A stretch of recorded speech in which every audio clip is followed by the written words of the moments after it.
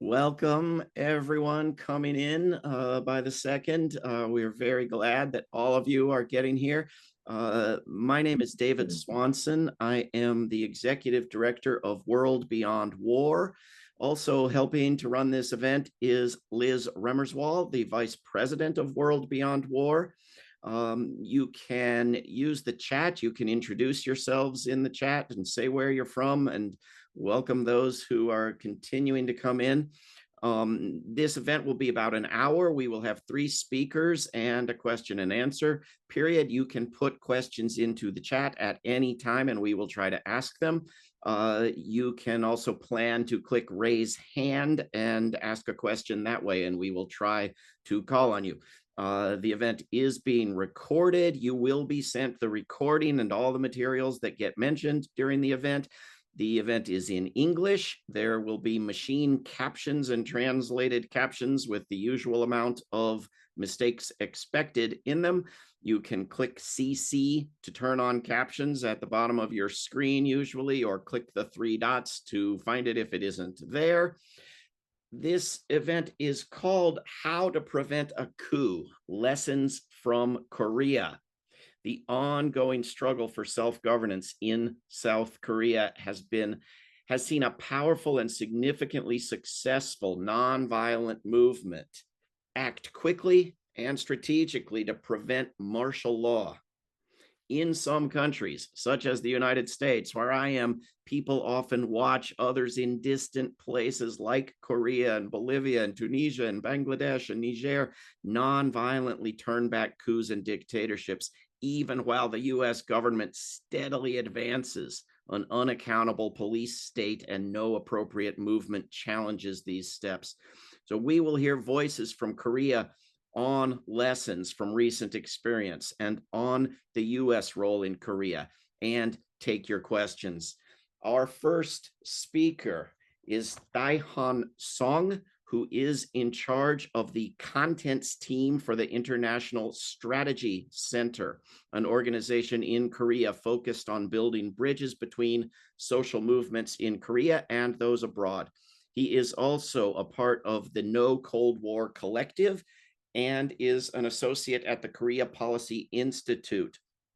In 2007, he participated in Nodutdol's DPRK Education and Exposure Program, or DEEP. Please welcome Dae-Han Song.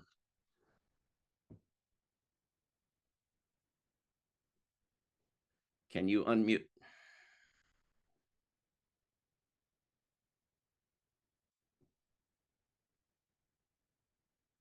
Are you able to unmute? Yeah, sorry. I was trying Yes, to there you make go. that a seamless kind of transition, but it kind of botched it. All right. So yeah, thank you for inviting me, and thank you for the introduction. And yeah, so I'm just gonna get straight into it. Sorry. And everybody can see the screen okay? Is that correct? Yeah. Yeah. All right. Dae-Han, I'm Cool. seeing your notes though. I don't know if others are instead of. Oh, okay. That's definitely not what I'm trying to go for. Right, All yeah. right, hold on. Sorry about that. All right, let's try this again.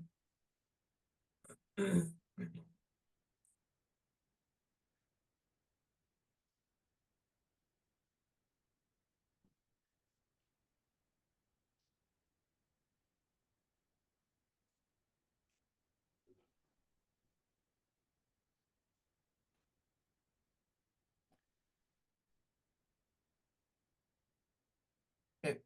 Can people see that now? Yes. Yeah, all right, great. So yes, my name is Dae-Han Song, and I'm a part of the International Strategy Center. And today I wanted to present a bit on where we have been, where we are, and perhaps what direction we should go. And ultimately, the main point is that, as the title says, the only way to stop or prevent coups is by expanding democracy.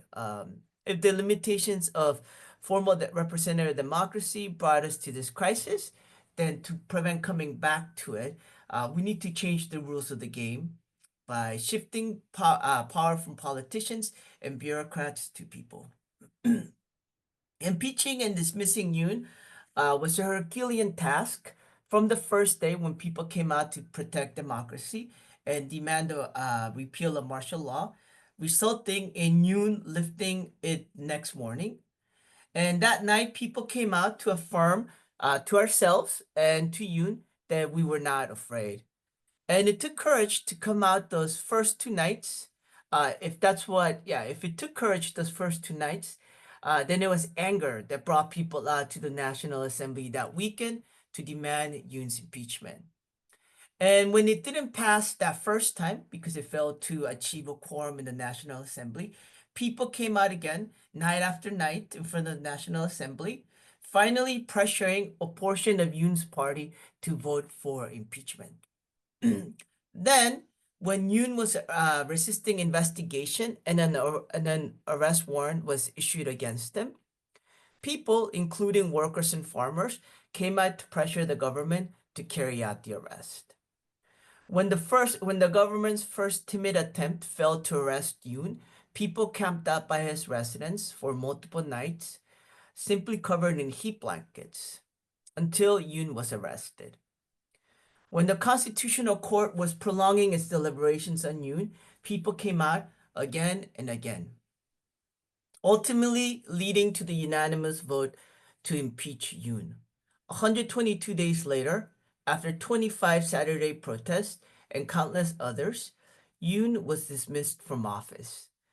If impeaching Yoon was done through the legislative and judicial systems, the people mobilizing on the streets made sure that his wheels kept on turning.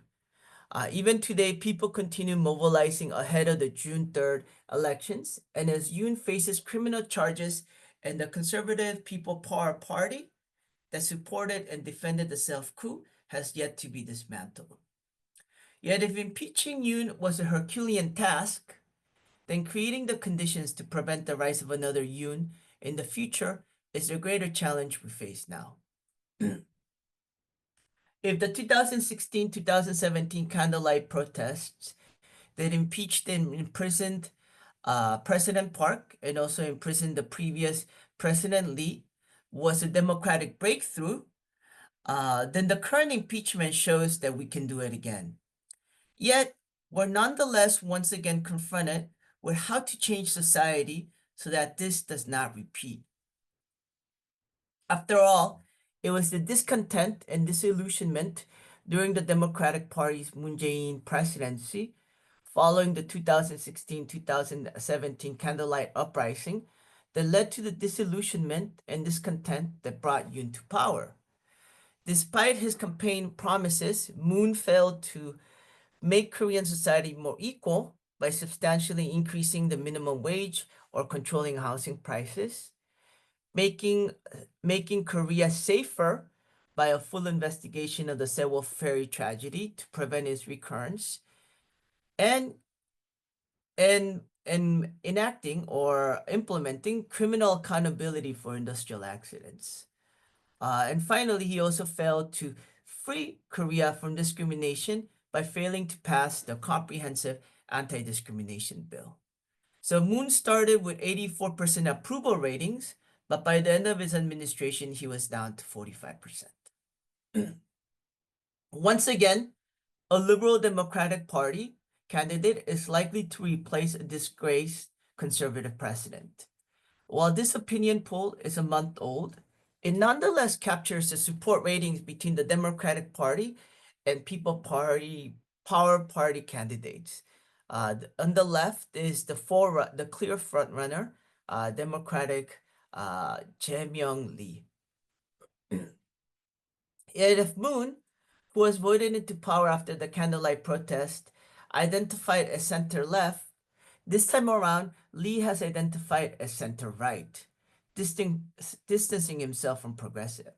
In fact, if his track record as a leader of the Democratic Party during the Yoon presidency is any indication, it is difficult to expect policies that will directly solve people's problems.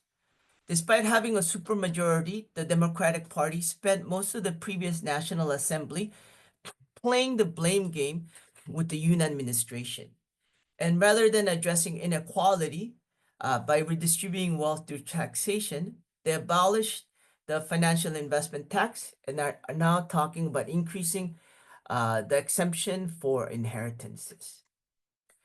During Lee's leadership of the Democratic Party, the news were generally dominated not by debates on the best policies to solve people's problems, but on which party was more corrupt and blameworthy. Unsurprisingly, before Yoon's self-coup, the Democratic Party was nearly as unpopular as the People Power Party. In a system where having the most votes gets you elected, much like in the United States, since direct elections were started in South Korea in 1987, only one election won with the majority of votes.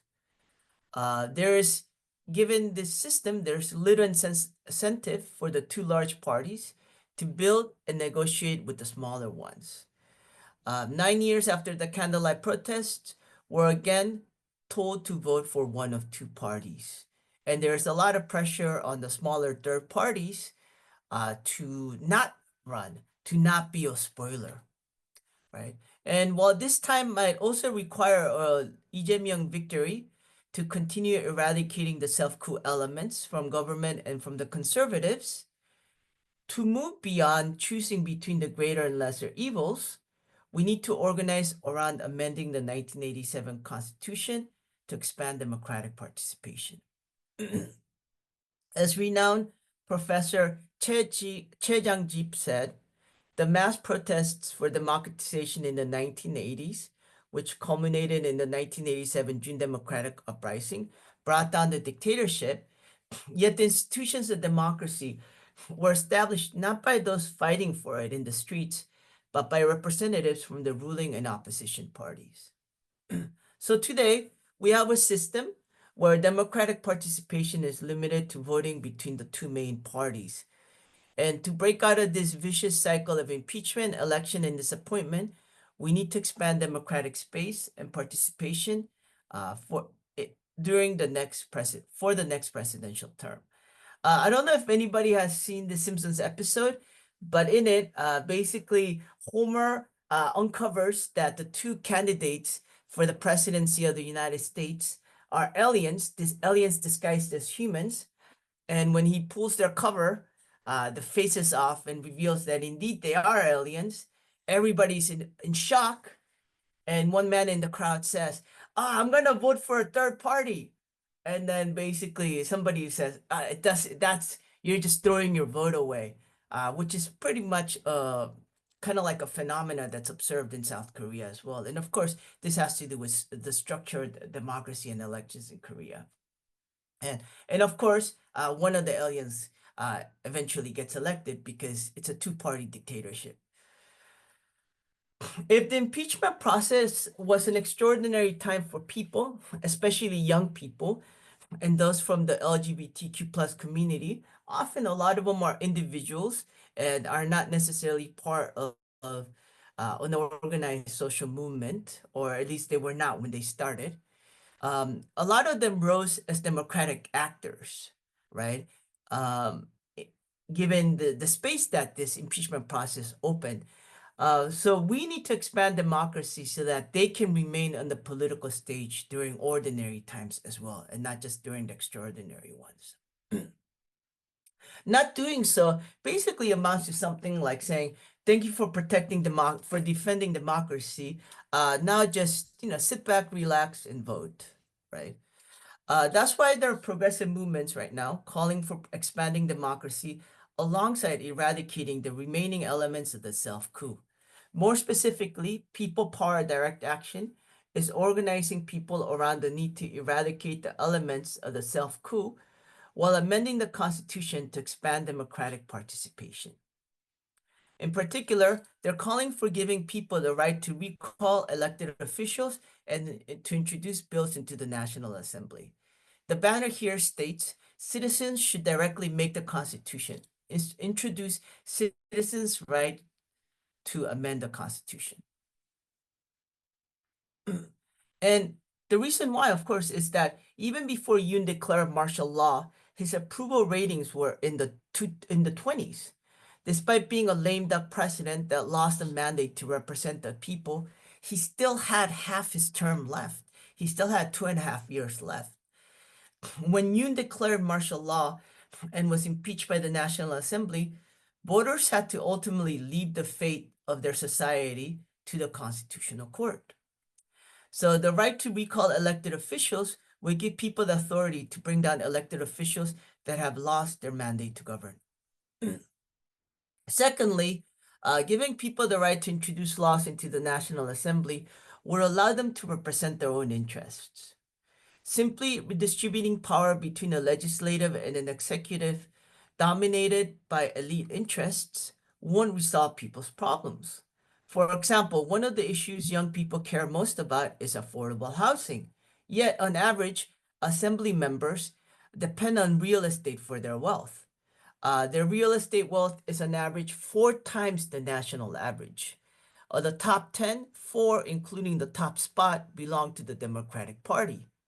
If the National Assembly can't propose bills that lower housing prices, it's because it's against their interest. If it's neither shocking nor unique to Korea that those in power are wealthy or get wealthy, then perhaps it should be common sense that ordinary people need the ability to introduce bills that represent their own interests. And of course, the same case can be made for stock ownership. The great Chilean Marxist revolutionary Martha Harnacker said, "Politics is the art of making the impossible today possible tomorrow." History has shown us that the greatest evils arise when people become sick and tired of choosing the lesser one. To break the cycle tomorrow, we must lay the foundations today. One place to start is giving people the power to be democratic actors, not just during extraordinary moments, but also during ordinary ones as well. Thank you. Terrific. Thank you.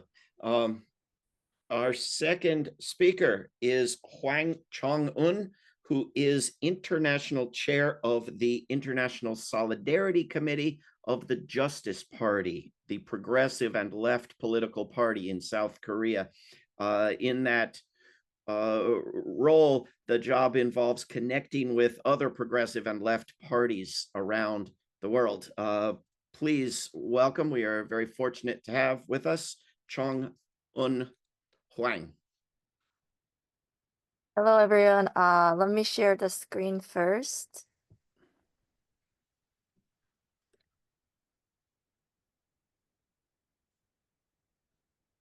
Okay. That works for everybody, right? Yes. Okay. Hi, everyone. My name is Hwang Jung-un. I'm International Solidarity Committee Chair of the Justice Party, which is a progressive political party in South Korea. And the party had like six seats out of 300. But in the last general election, we lost all the seats. So we basically trying to get into the National Assembly for the next elections. First of all, thank you for inviting me to this webinar today to share my experiences and reflections of the struggle to impeach Yoon. And today I'll talk about like 2 things. The first, I'll talk about how the struggle for the impeachment of Yoon has unfolded since his declaration of martial law on December 3rd. And then I'm going to talk about the lessons from the struggles that I think it's important to share. First, let me talk about how the situation, the Yoon's declaration martial law to the present into 3 phases. So the first phase was the declaration of martial law and the people's resistance. As Dae-Han told on the night of December 3rd, when martial law was declared, the people gathered at the National Assembly to resist. And I also rushed to the National Assembly that night and joined the crowd to shout for lifting the martial law and Yoon's impeachment. And when I arrived near the National Assembly, I actually heard the sound of the military helicopter flying overhead. However, as time passed, more and more people gathered, and it felt more safe. It felt safer, and I could witness the people's like resistance right away. So this struggle continued, and there were many struggle that you have heard about through the news and videos, and also Dae-Han mentions and share some of the photos. So there was a Namtaeryang battle where farmers driving tractor were blocked on the road to Seoul and fought against the police, and they could actually went near the presidential residence. So it was a victorious struggle. And there was also the Kisses struggle. It's called the Kisses struggle, the chocolate name, because where people spend the night in the snow at Hangangjin, where the presidential residence, and to demand the arrest of Yoon Suk-yeol at the time. So what was different about this struggle compared to previous ones was emergence of new resistance groups. So there were women, LGBTQ communities, and young people took the forefront of the struggle. This group have been fighting against discrimination and injustice for a long time, but through this struggle to impeach Yoon, they have raised their voice, and they have they felt safer, and they could raise their voice more, and they were always forefront of the struggle. And additionally, they were the first to appear at the site of the struggle that had been ongoing since and such as those involving farmers, workers, people with disability, and they formed also united front with them. And that's the first phase. So you can see the photo of Yoon Suk-yeol declaring martial law, and the photo beside it is the people who gathered at the rally with the glow stick to demand impeachment of Yoon. The second phase is a clash between the far right and the people's power. So after martial law was lifted and the impeachment motion against President Yoon was passed at the National Assembly, many people expected that the Constitutional Court would easily approve Yoon's impeachment because it was a very clear. However, the number of right-wing forces rallying against impeachment increased significantly. So you can see the photo on the left. You can see the people gathered with the Korean flag and the U.S. flag, and the picket that says "Stop the Steal." That's a far right rally. So when I first went to hold a press conference near the presidential residence in Hangangjin, demanding Yoon's arrest, at the time, the scale of the rally, the far right rally, was very small. It's about around 100 people. However, within less than a month, their number grew significantly because they were mobilized by specific far right leaders and religious leaders and the far right YouTuber as well. So they came to the rally carrying South Korean and the US flag opposing impeachment of Yoon. They also stirred up anti-China sentiment, claiming that Chinese spies were involved in the election fraud, and that putting South Korea in danger. So they even carried signs reading "Stop the Steal," a slogan once used by Trump's supporter, claiming that the Democratic Party's landslide victory in the last general election was possible only through election fraud. So this far-right mobilization temporarily boosted the approval rating of the President Yoon and the ruling People Power Party at the time. And it eventually escalated to the point where far-right supporters stormed the Seoul Western District Court, where the judge who issued the arrest warrant for Yoon was located, and caused a riot. So the weekly rally were divided, like it seems like the weekly rally divided into two camps, those opposing impeachment and those opposing impeachment and those for impeachment. So this was but right after the Constitutional Court ruled for Yoon's impeachment, most of the far right rallies stopped. So you can now you go to the square and you can hardly see these people anymore. So that's the second phase. And the third phase involves the Constitutional Court's decision on Yoon's impeachment and the snap presidential election. So contrary to the expectation that the Constitutional Court would quickly approve Yoon's impeachment, it took a significant amount of time for the time. So every week, and especially as the deadline approaches, people gathered near the Constitutional Court to demand the swift impeachment ruling. So on April 4th, the Constitutional Court unanimously voted to remove Yoon from office. So this was immediately followed by the opening of the snap presidential election campaign.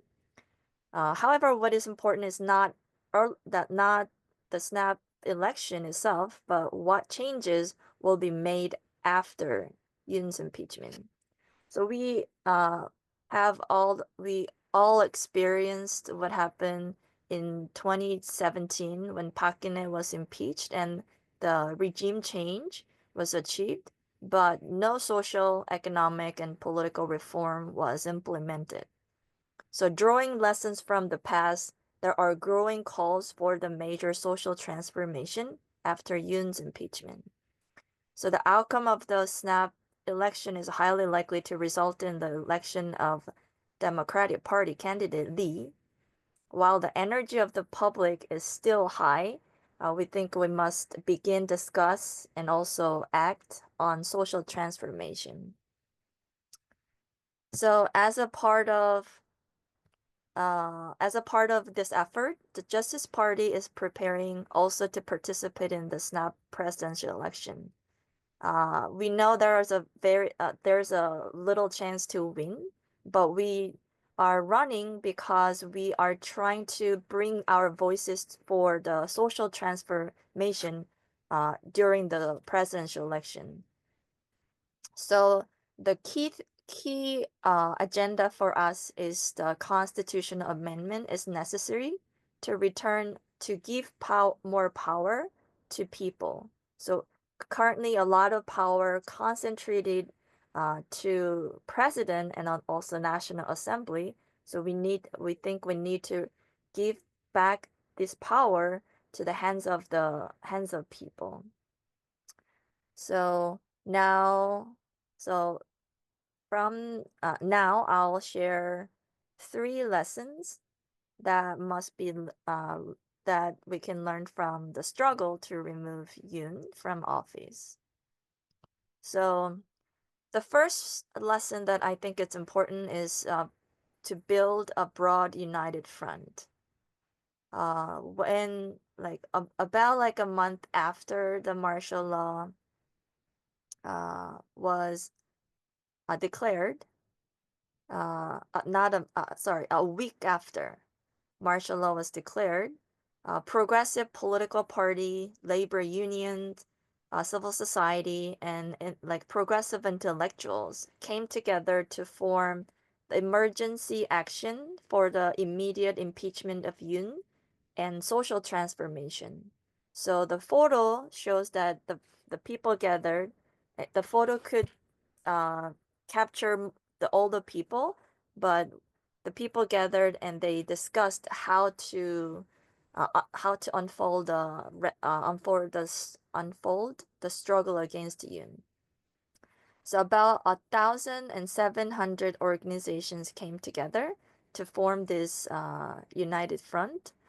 And even though even though there were progressive and left, and there were a lot of like difference among those groups, but to build a broad united front, people gathered and they tried to overcome the differences to build this united front. So this emergency action not only organized a weekly rally, but also conducted various actions, such as press conferences and local campaigns for Yoon's impeachment. And the International Strategy Center and also the Justice Party joined this emergency action. And I firmly believe that the formation of this nationwide united front and the collective strength it generated were key factors in achieving the victory in the struggle. And the second, in this struggle against Yoon, we not only established a new rally culture to embrace diverse people, but also create a safe and equal space for struggle for everyone. So from the beginning of the struggle to remove Yoon, there were significant efforts to eliminate hate speech and discrimination at the site of struggle. For example, you can see the photo it says every rally, before the rally or during the rally, this screen shows like what people need to do. Like there should be no hate speech.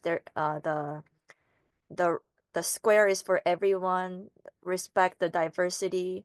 So this kind of effort is made every time. And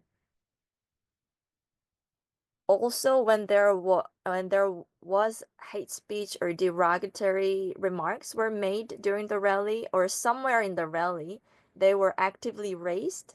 And when the problem arose, quick measures were taken as well.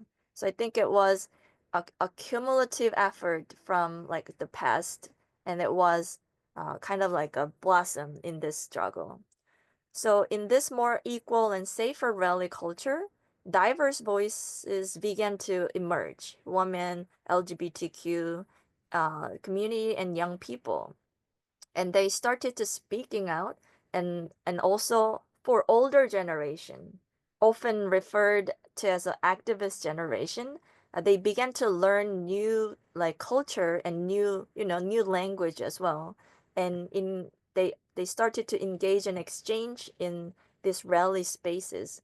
So it resulted in stronger bonds of solidarity among them as well. So that was the second lessons that I think it's important. And the next and the third one, since this safer and diverse rally space makes more uh, active solidarity was possible. So while various identity politics emerged, active solidarity among diverse actors stood out. So the struggle of workers, farmers, women, LGBTQ community, and which had been ongoing even before the struggle to Yoon's impeachment, continued during the struggle. So many people began to join each other's struggle. So for example, after the uh, the declaration of the martial law, the LGBTQ community held weekly Equal Wednesday rally. So initially, because when the LGBTQ community had their own, they have their rally, there are about like 100 people show up.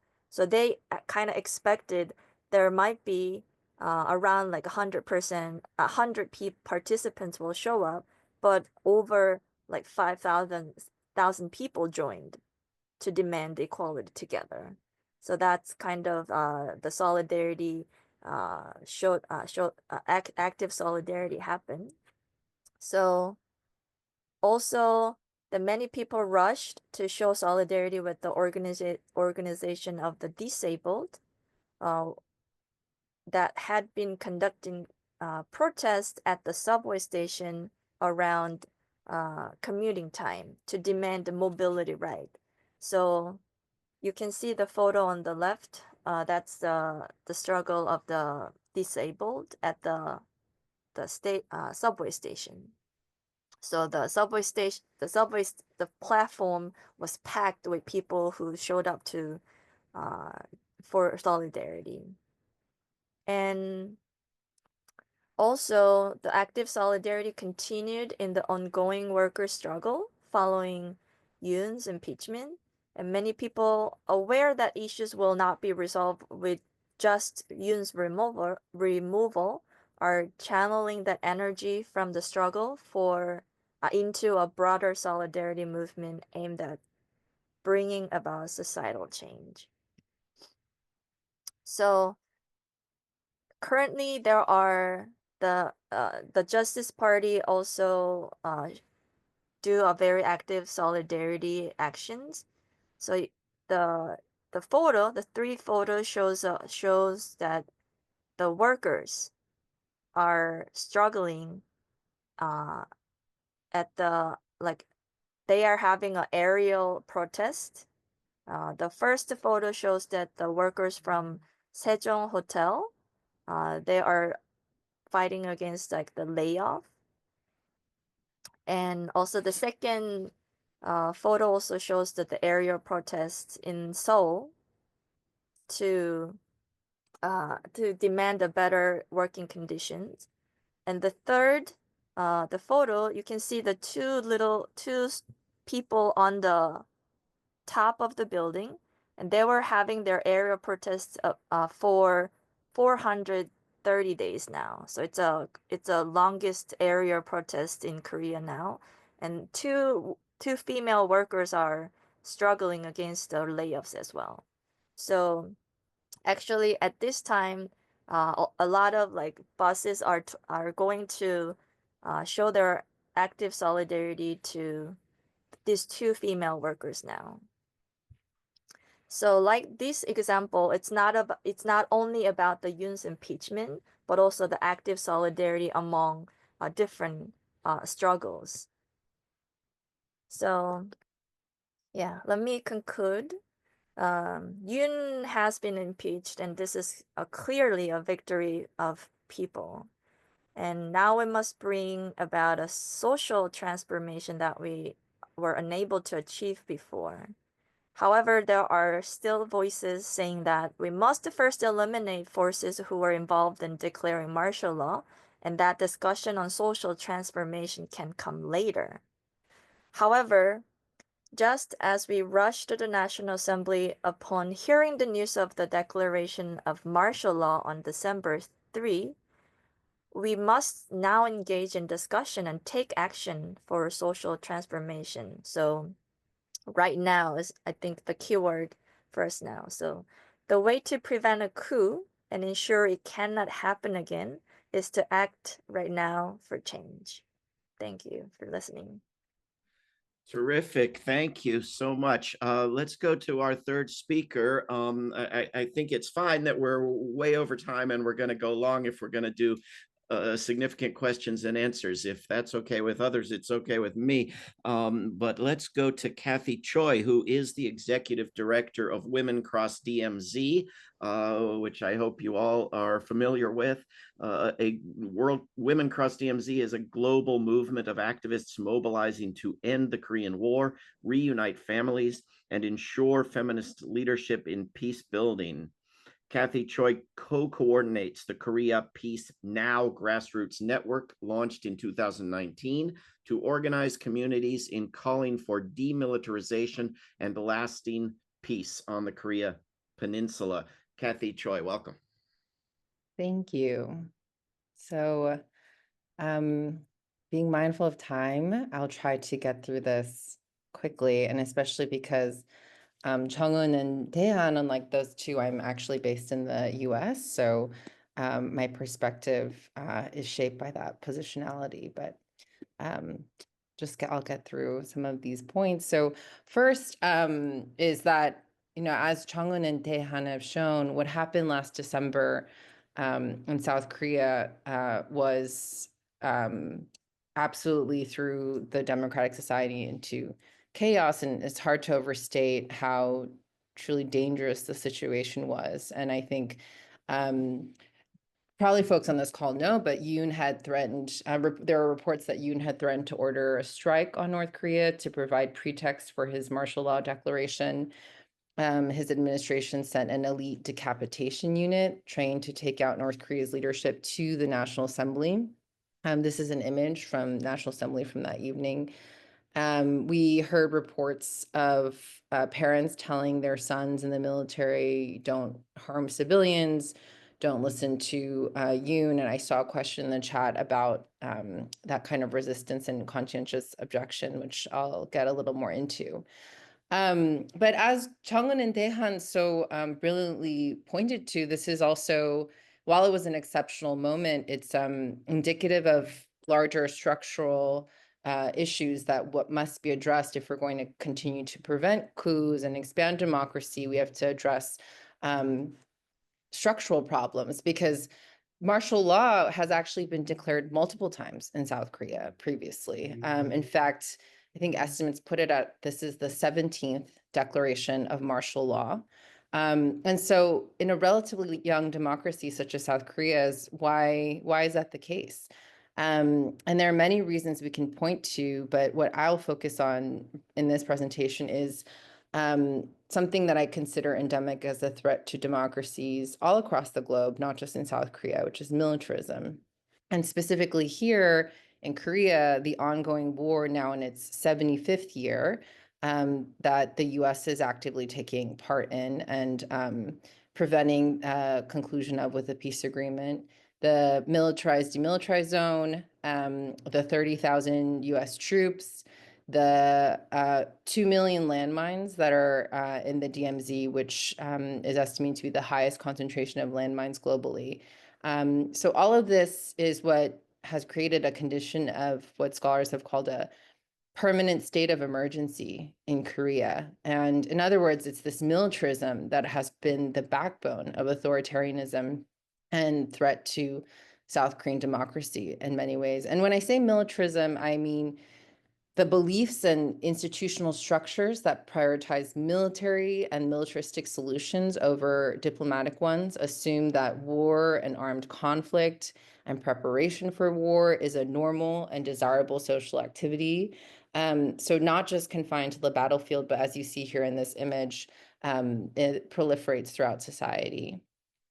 So tonight's topic, how to prevent a coup, which I take as how can we fight back against authoritarian takeovers of representative democracies. And I'll never get enough of these images, and also the images shown by my two other co-panelists of the South Koreans. You know, I was one of millions across the globe who were just in such admiration, so inspired by the daily showing up with your bodies and showing that it's not just at the ballot box that we make democracy, but it's with your daily actions, it's in community. And, you know, while there were millions in South Korea, I must also say in the US, we had across the country, people turn out, as David mentioned. I co-coordinate the Korea Peace Now Grassroots Network, and I see some of our grassroots leaders and members on this call. And there was a huge rush of organizing in the United States because we know that our fates are interlinked. And so here we have in DC, in Philadelphia, Las Vegas, Wuhan, Hawaii, and Los Angeles. And we made a big push also in US-based English language media because we realized people in the US were paying renewed attention to South Korean politics, and we needed to seize the moment to shift the narrative because folks remember at this point, in Seoul, we were in an ironclad alliance, so-called, between the United States and Yoon South Korea. And so as those in the US, to do our duty to help prevent this self-coup, to help prevent and to do our part to prevent Yoon's takeover, was to push Biden, to push US elected officials to no longer be in an ironclad alliance with martial law dictator and to instead support South Korea's people-driven democracy movement. What we've seen in the aftermath is an interesting phenomenon of English language and other US-based progressives looking at South Korea as providing lessons for democracy, especially as we see our own democratic institutions in the US being stripped down and under attack. And I do think that there is something to be drawn from here, as Changwon and Dae-Han shared. There was so much cultural organizing for weeks in South Korea, music, performance, light sticks. And I think this transnational bridge building of sharing tactics, as we're doing here tonight, and as many are having conversations that are ongoing, it's important as we confront this new chapter, because we are confronting distinct but definitely interwoven far right-wing phenomena. So January, it was a critical month in terms of emboldening the transnational far right in both Korea and the US. As Changwon mentioned, in Korea, we saw this terrifying courthouse raid in the Western District of Seoul. And then within the same 24 hours, Trump was inaugurated. And throughout the impeachment trial of Yoon, he made many references comparing himself to Trump. On the last day of his hearings, he said, while the US may have different perspectives on national emergencies, can we say with certainty that we're not in one? And Yoon's legal team also cited Trump's the January 6th Supreme Court insurrection ruling, arguing for Yoon's immunity. It's also strikingly clear that in both the US and South Korea, we're living in an age of oligarchs, and they work transnationally. And in particular, with Korea Peace Work, we have confronted oligarchs who are very invested in the continuation of the Korean War. They have co-founded the US-based Korean Conservative Political Action Conference. And as you see here, they hold programming related to the election fraud in so-called election fraud in South Korea that Changwon described as being promulgated by those who are holding the Stop the Steal signs. Here they have conferences Mar-a-Lago along with CPAC. They had a Korea panel at the CPAC convention at DC a few weeks ago. And the talking points are, as Changwon pointed out, about CCP influence, Huawei's infiltration into South Korea's elections, North Korea's infiltration, and Stop the Steal. And we're also well aware this is not just South Korea, not just the US, but we're seeing from Brazil to Germany, proliferation of this kind of far-right ideology. The Stop the Steal book. So this book, it was interesting because, as Changwon mentioned, this is election fraud theory that I have to note was rejected by the South Korean Supreme Court in 2022. But even though it was about a 2020 election, in February of 2025, 5 years later, it was topping #1 on Korea's book-selling lists. And here we have some of the other merchandise related to this far-right movement. And this is one of the covers of the South Korean Progressive Weekly with protesters Stop the Steal, the Israeli, US, and South Korean flag with the caption of "Why these people?" Also, South Korea, land of YouTube, and we know that a lot of the far-right YouTubers are being influenced by and have deep connections with. Here we have Donald Trump Jr. and other MAGA spokespeople. So I would recommend, I saw some comments in the chat about reading. Here's an article in the Jacobin by Capsule that outlines, among many other things, KCPAC's relationship with Yoon, and namely noting how Matt Schlapp, who's the head of the American Conservative Union, was the first American to meet with Yoon after his arrest. And so these are some of the visible sites at some of the far-right protests. And it's also clear that this kind of ideology has also shaped US elected. So Representative Young Kim from Southern California published an op-ed in The Hill stating that the pro-peace and pro-impeachment protesters were undermining security in the Korean Peninsula and undermining our alliance and indulging in appeasement towards North Korea. And so a lot of the US grassroots fought back, and there were over 4,000 signatures on a grassroots petition calling on Young Kim to retract her statements. And here there are some Southern California-based protesters who visited her office and demanded her to reverse her comments. So where do we go from here? I think one angle I want to share also is politics of gender will be determinative. I think Chung and I are sharing both the same image, and I'm glad because it's a great image on the right of young women in South Korea were particularly powerful in the leadership of these protests for Yoon's impeachment, who was notably an extremely anti-feminist president who gutted the Ministry of Gender Equality. And at the same time, we saw radicalization and to the far right of young men, and recent public polling has shown how young men and women are breaking down among party lines, with most men supporting PPP and most women supporting the Democratic Party, and about 50% of young men supporting impeachment, though noting reluctance to support doing so publicly, whereas 80% of young women supported Yoon's impeachment.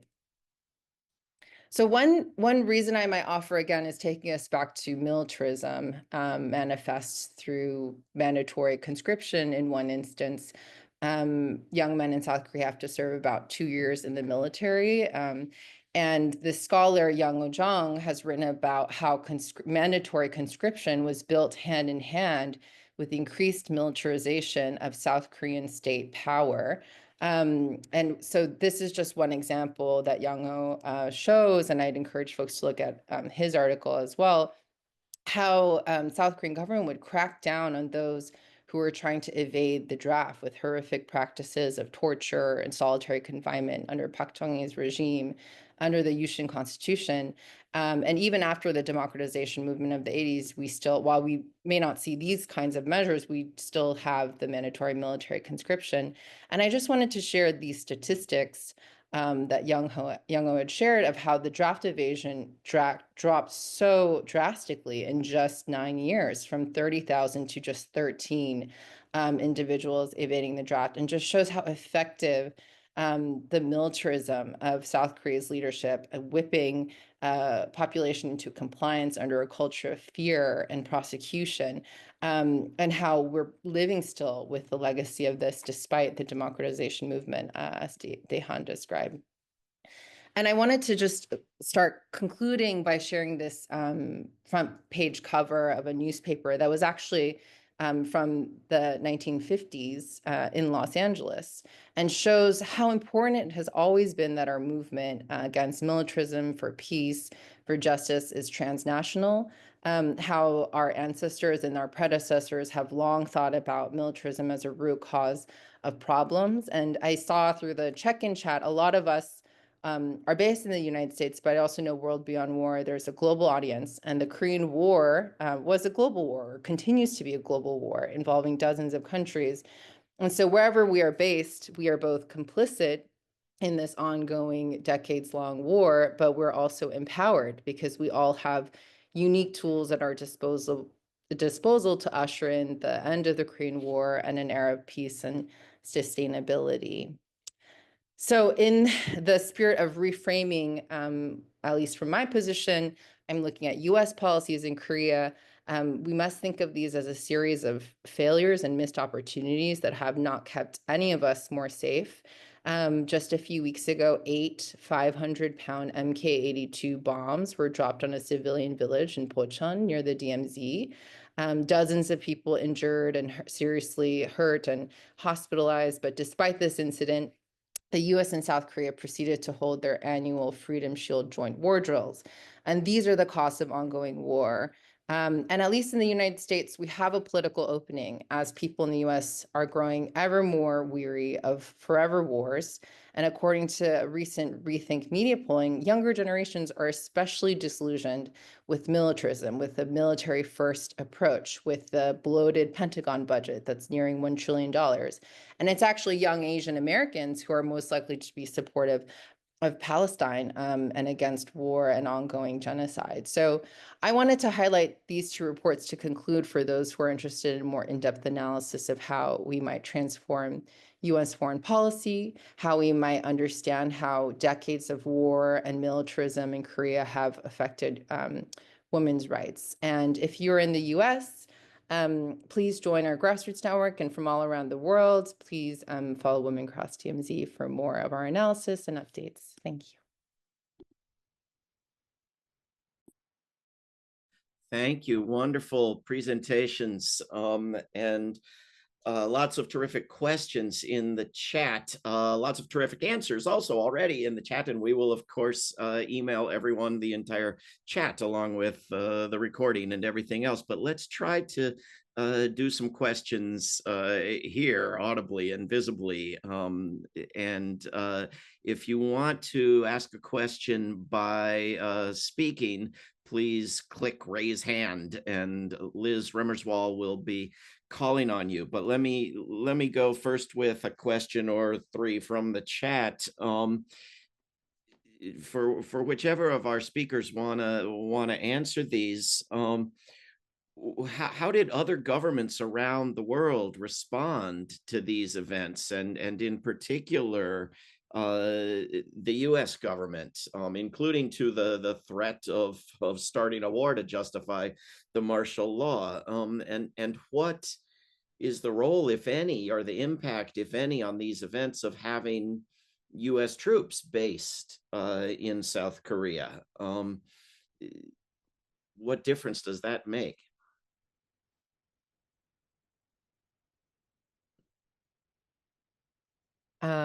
I can give it's a US-based question, I can chime in, but I'm curious actually what Dae-Han and Jong-un would say to that. So I'll just briefly say that I think there was a pause on diplomatic engagement from the Biden administration at the time in the immediate aftermath of the declaration of martial law.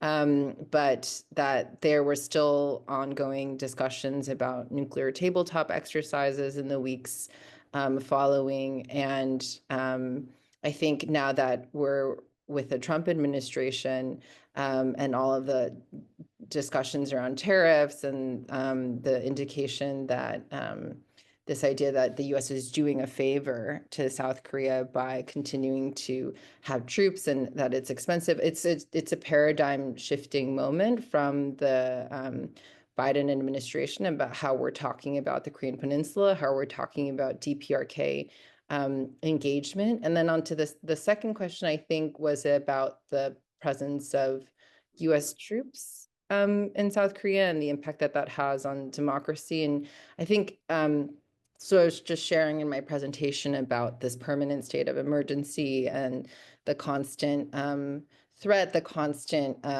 ability of any politician in South Korea to use fear of communism, anti-communism, perpetual state of war to justify any sort of state action or state persecution. And Yoon, in fact, in his unplanned television address when he announced martial law, referenced, threats from North Korea, which there was never any evidence that was shown that there was any such real threat. So yeah, pass on to Jong-un and Dae-Han. Yeah, I think there were news about whether the Korean government gave notice to US government or not. So there was not a clear answer for that question. But still, I think during the Yoon administration, one of the core policy is to strengthen the cooperation with the US. So I think the Yoon had a kind of, the confidence when he declared the martial law. And after the martial law was declared, there were there was a news about they also plan to actually what is it started like the conflict with North Korea. So they plan to organize the not the civil war, but like the conflict with the North Korea, and then with the strong military cooperation with the U.S. that would give effect the situation in the Korean Peninsula. I think the way, like, for example, like, if we look at the conservatives in South Korea, like a lot of the protests, I think it could be divided into, or maybe three kind of like influences, or three camps, or three sources. And I think perhaps the most stable one is an anti-communist, older people, right? A lot of older people that have either gone through the indoctrination of the Cold War, or have like lived through the Korean War, whatnot.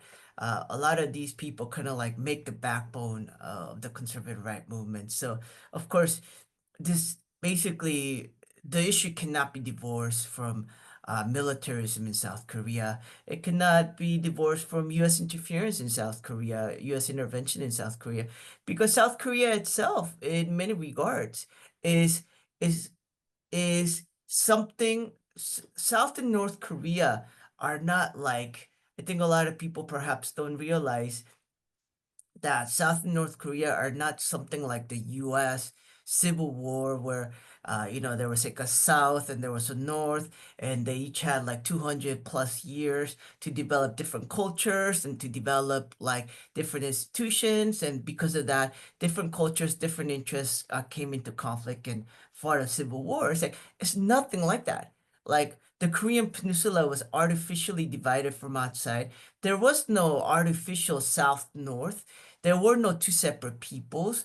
And within the span of like, it was divided by the United States in 1945. And within the span of 5 years, a war broke out. So literally, there was, it was a completely arbitrary line. There was no difference culturally between North and South Korea.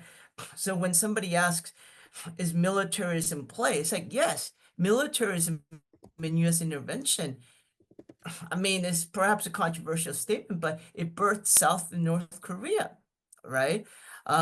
So it's fundamentally a military problem. As regards to, I think, what U.S. And other governments' reaction was, I think like the U.S. government, of course, loved Yoon because he basically just kind of like pretty much followed everything that was requested of him. But they could also read the writing on the wall, right? They could read the writing on the wall that like this guy's going down. Like, backing him is like, it doesn't even make sense.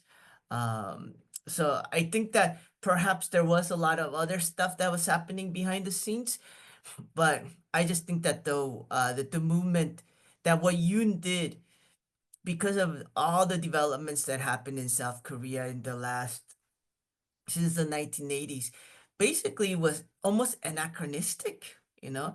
It's unclear like what his real motivations are beyond those that he stated, for, or what his desperation was for calling martial law.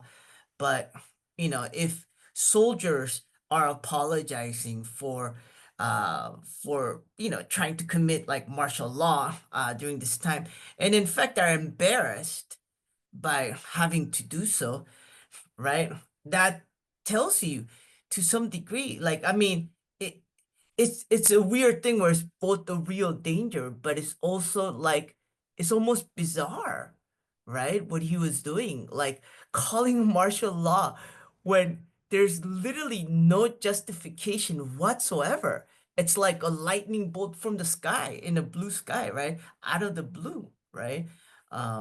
So yeah, I think in many ways militarism both is a defining feature of South Korea, but at the same time, it's like what Yoon did was just, I mean, of course, it still took courage, right? Like, people still have memories and people still remember all these things, but it was like quite a bizarre thing. Let me try to ask another question or two. I've got dozens. We will not get to them all. And then maybe Liz will take a turn asking a question because everyone, I believe, is much too polite to raise their hand. And there's no one to be called on for the raise hand version. So a couple of questions. One, could any of you say anything more about military and police members supporting or opposing, refusing orders, resisting, cracking down on protests? And was there opposition in the streets in the form of infiltrators, saboteurs, provocateurs? What did it look like in those terms?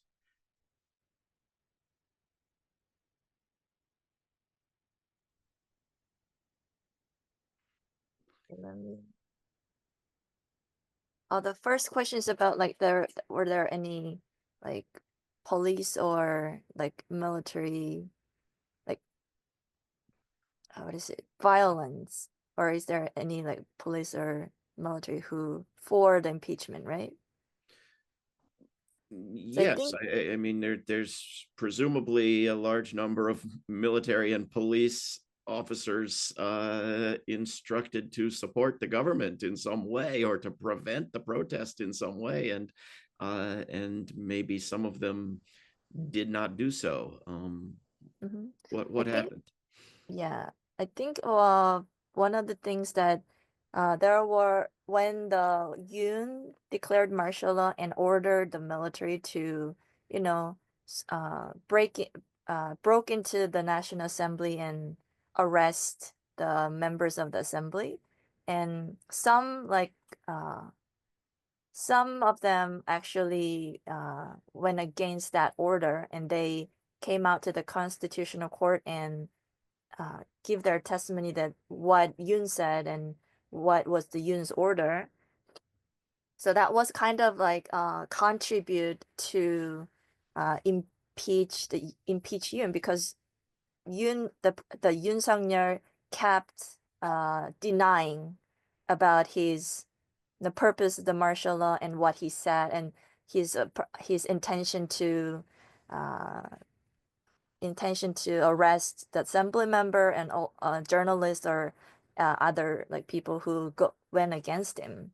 So that was a kind of thing that I can share. And also, in case of police, some of the like they are some, like in case of like arresting Yoon, they were very, what is it? Uh, Unwilling to. They're not giving their full effort to arrest Yoon, but at the struggle side, it was a pretty like protect. They try to protect, and they also try to divide the pro Yoon and anti Yoon rally, like the struggle. So that's one of the things that makes that rally in the square is kind of uh, safer.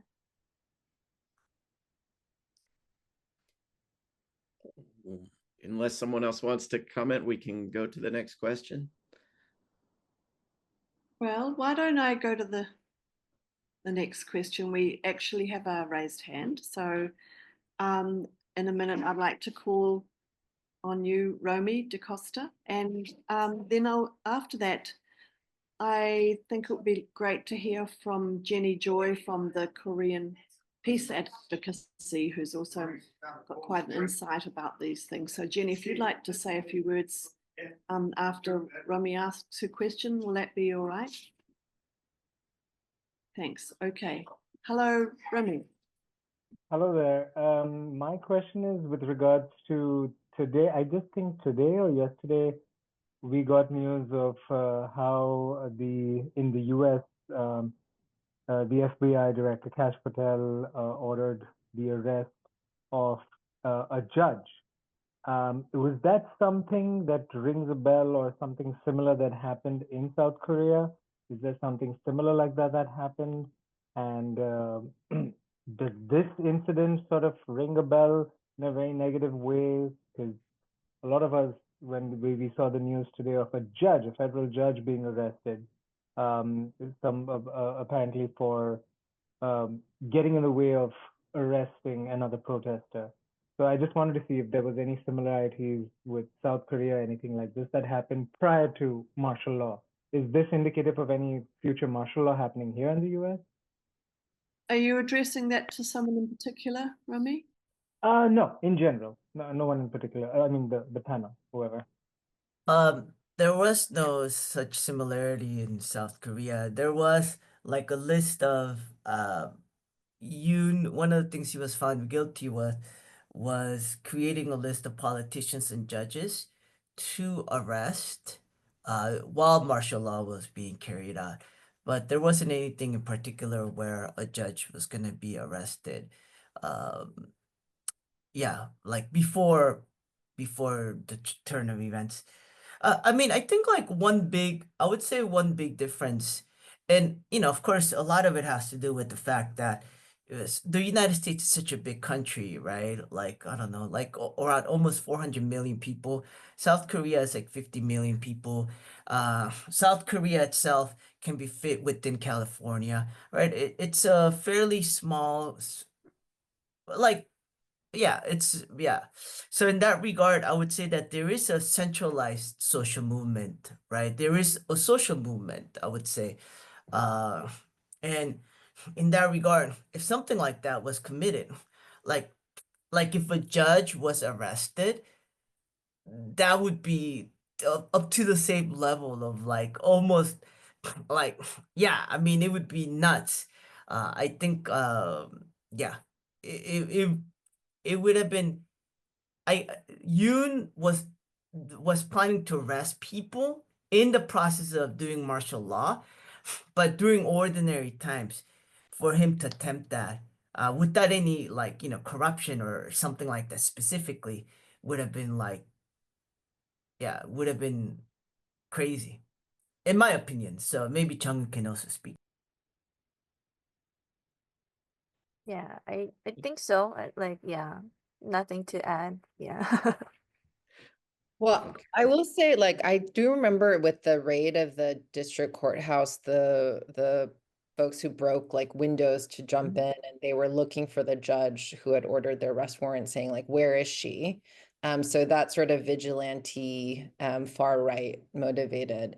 So I know it's very different from, of course, like a police force with the power of the state in going for an arrest warrant of a member of the judiciary, but I do think we saw right-wing vigilante violence, and I think with Yoon's threatened to take out power for certain like progressive newspaper outlets and other kind of attacks on democratic institutions, that there were some echoes of that kind of affront to the different pillars of democracy, but distinct, as Dae-Han and Tungwon were pointing out.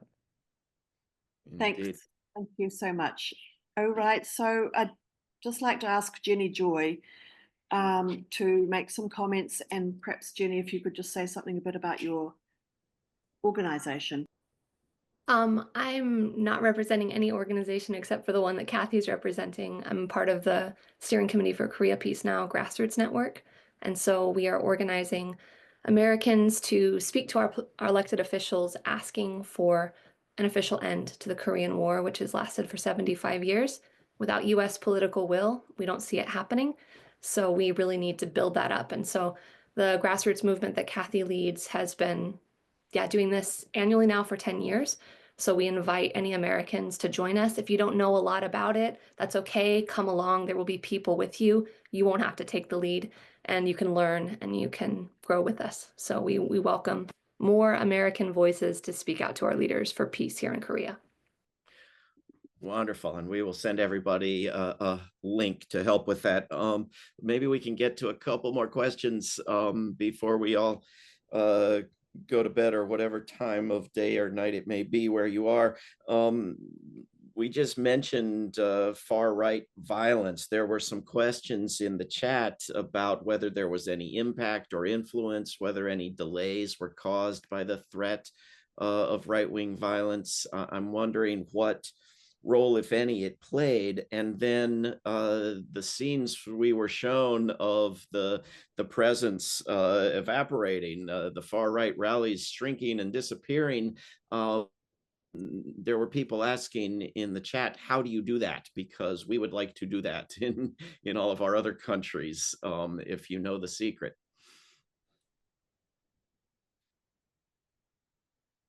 Yeah, I think I don't know the exact like strategy or way to like make them disappear. Um, I saw some articles about like I also like curious how like there were a lot of people. Like at some point I couldn't believe my eyes like and I couldn't believe my ears when I got close to their rally on the way to my rally and they were talking about how Yoon is great and why they should like protect him. And especially like, a lot of young people joined that rally as well. So that's why I was very curious why they disappear suddenly right after the Constitutional Court ruled Yoon's impeachment. And most of the analysis says um, like two like mostly two. The first one is the funding cut. Like a lot of a lot of rally got funded by the you know uh what is it, conservative party or conservative forces. So after that, like a lot of funding cut. And the other thing is these far right forces was accepted, or like the People Power Party got hand in hand with them. But right after the impeachment happened, the People Power Party, they tried to make their exit way, so they have to cut ties with them because the People Power Party has to also get involved in the snap election. So one of their survival way is to erase that, connections with the pro-Yun far right forces. So that's why they also got they lost that connections with the ruling party as well. So that's like two things that people say about the reason for the disappearance of far right rally. Yeah.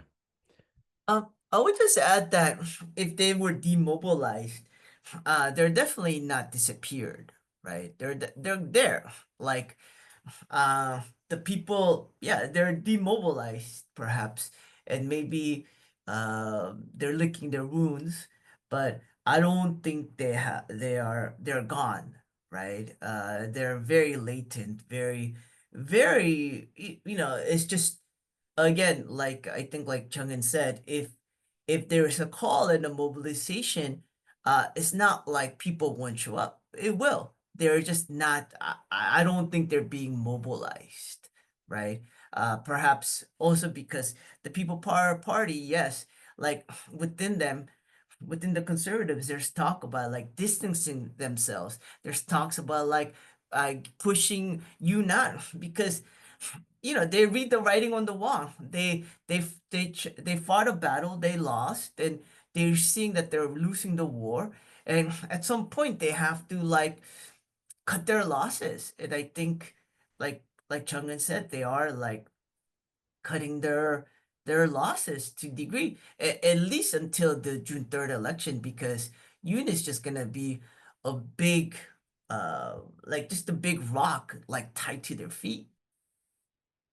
I just add to that. I just shared in the chat some links and readings for folks. I agree with Dae-Han. I think it's it would be to our detriment to believe that visible disappearance means that they no longer exist. And I mean, if you look at South Korea's history, the far right has deep roots, arguably tracing back to well, either 45 or 48, depending how you want to historicize, around mass mobilization against supposed anti-communist elements or those who were opposing the division of the peninsula. And that kind of deep-seated right-wing conservatism has this influence of MAGA and this introduction of, but it's, decades old. I mean, the last time I was in Seoul, I was at a rally for March 1, the Independence Day, and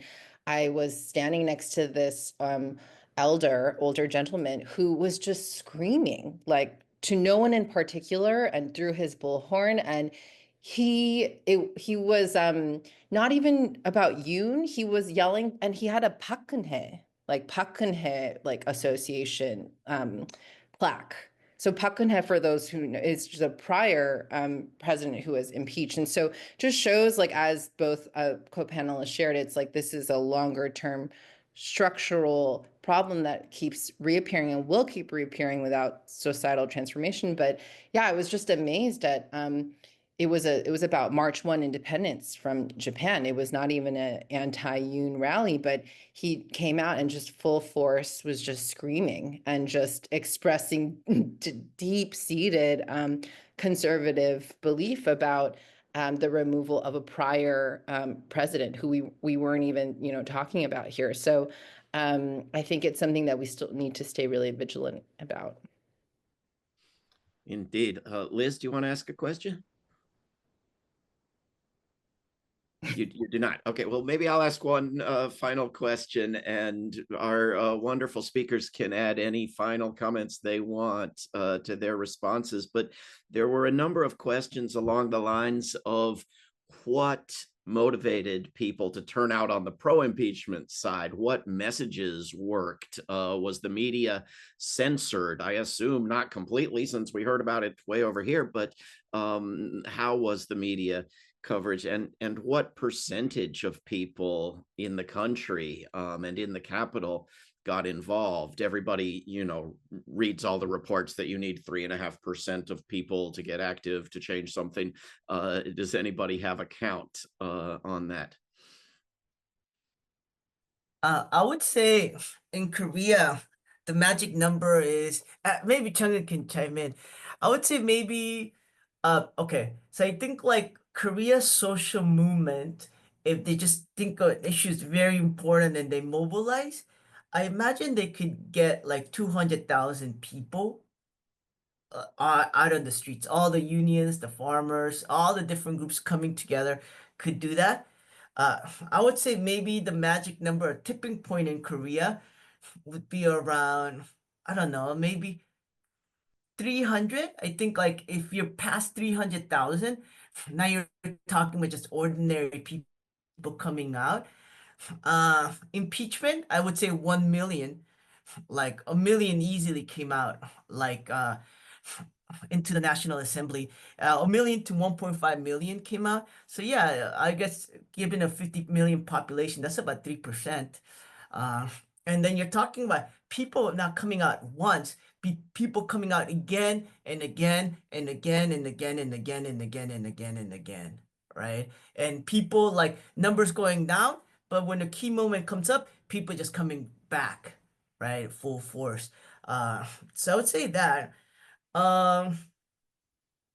Yeah, I guess as regards to the numbers question, I think that's kind of like my thing. Yeah, I also agree for the number, and I think for people to be motivated to join the rally, the martial law itself is very, makes people outrageous because a lot of people, like, maybe like a lot of people know what martial law, and they also learn from the history that like under the military dictatorship it was, but it's a democratic country, and the Yoon Suk-yeol like shouted a lot of time like the free country as well. So that makes people really outrageous, and that's one part. And the other part is people are also organized and mobilized by this broad united front, and I think that's why it's important to build this united front. So all the progressive political party, trade union, and civil society, they are all have their roots in the community, so they can also organize the people. And when there's a key moment comes, and there was like a notice, this let's focus on this week to show our like strength. So there were key like weeks that that people were mobilized to let's make a million people gather at this Saturday like that. So I think all the like behind the scene, all this like organizing happens as well. Kathy, did you want to add anything? I think No. Well, let me say thank you. Thank you to Liz Rimmerswall, and thank you to our wonderful speakers, Kathy Choi, Dae-Han Song, and Hwang Chong-un.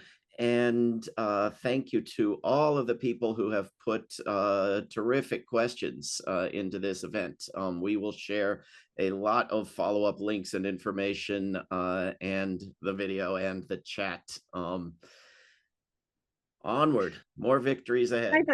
David, can I just throw in a shout out to the activists at Jeju Island? And I don't know if all of you are aware of them, but they've been trying to close that US military base and stop it expanding and they go out every day, rain and shine. And I think they're wonderful, and I'd like to put in a link for them. And they also talk about, I'm part of a Pacific Peace Network. And by the way, this is my little assistant. I'm training a new activist here. This is Stella. But they also talk about peace in the sea camps, and I think there's one coming up in Taiwan. So there's these incredible activists. I'll get some information and send that out in the information as well. Thank you so much, everybody, for joining us today. Wonderful. thank you. Thank you so much. Thank you. Bye-bye. Everyone, have a good night.